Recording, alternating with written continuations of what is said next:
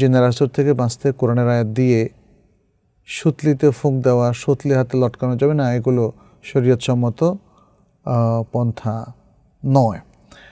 তো আমাদের এখানে আপনাদের কিছু প্রশ্ন এসছে ভয়েসে, আমরা সেটা একটু শুনবো, শুনে সংক্ষেপ উত্তর দিয়ে আজকে আমরা শেষ করবো ইনশাআল্লাহ। রেকর্ডকৃত সালাম শুনলে তার জবাব দেয়া কি ওয়াজিব হবে? না, রেকর্ডকৃত সালাম তো রেকর্ডকৃত, এটা তো বারবার বাজতেই থাকবে, তাই না?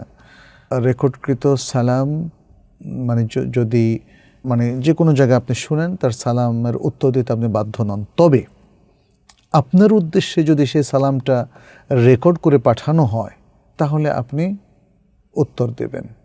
অথবা আপনি যদি কোনো শায়েখের আলোচনা শুনেন যার শুরুতে আসসালামু আলাইকুম ওয়া রাহমাতুল্লাহ বলা হচ্ছে, তাহলেও যেহেতু আপনি এটা ইন্টেনশনালি শুনছেন এবং আপনার উদ্দেশ্যেই এই বয়ানটা করা হচ্ছে বা এই ভাষণটা দেওয়া হচ্ছে, অতএব এই দুই অবস্থায় আপনি সালামের উত্তর দেবেন। অর্থাৎ যদি এক্সক্লুসিভলি আপনার উদ্দেশ্যেই সালামটা দেওয়া হয়, এটা ভয়েসে আসলো, যেমন হোয়াটসঅ্যাপে আমরা একজন আরেকজনকে সালাম দিই, তাই না?